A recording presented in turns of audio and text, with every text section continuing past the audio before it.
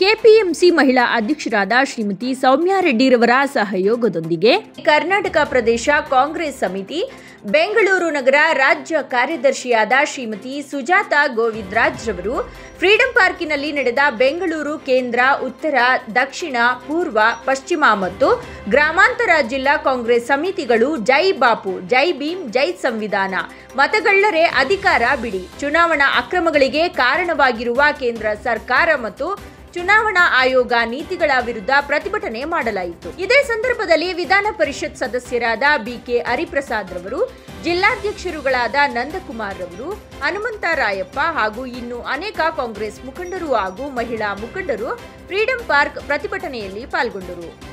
ನಂತರ ಪದ್ಮನಾಭನಗರ ವಿಧಾನಸಭಾ ಕ್ಷೇತ್ರದಿಂದ ಕರ್ನಾಟಕ ಪ್ರದೇಶ ಕಾಂಗ್ರೆಸ್ ಸಮಿತಿ ಬೆಂಗಳೂರು ನಗರ ರಾಜ್ಯ ಕಾರ್ಯದರ್ಶಿಯಾದ ಶ್ರೀಮತಿ ಸುಜಾತಾ ಗೋವಿಂದರಾಜ್ ರವರು ಕ್ಯಾಂಡಲ್ ಹಿಡಿದು ನೂರಾರು ಮಹಿಳಾ ಕಾರ್ಯಕರ್ತರುಗಳೊಂದಿಗೆ ಬೃಹತ್ ಪ್ರತಿಭಟನೆ ಮಾಡಿದರು. ಇದೇ ಸಂದರ್ಭದಲ್ಲಿ ಕೆಪಿಸಿಸಿ ಸಂಯೋಜಕರಾದ ಡಾಕ್ಟರ್ ಸಂಜಯ್ ಗೌಡ ರವರು, ಗಣೇಶ್ ಮಂದಿರ್ ವಾರ್ಡ್ ಮಾಜಿ ಬಿಬಿಎಂಪಿ ಸದಸ್ಯರಾದ ಎಲ್ ಗೋವಿಂದರಾಜ್ ರವರು, ಕಾಂಗ್ರೆಸ್ ಮುಖಂಡರಾದ ಯುಡಿ ಮಂಜಣ್ಣರವರು, ಇನ್ನು ಅನೇಕ ಮಹಿಳಾ ಕಾಂಗ್ರೆಸ್ ಮುಖಂಡರು ಹಾಗೂ ಕಾರ್ಯಕರ್ತರು ಪಾಲ್ಗೊಂಡರು.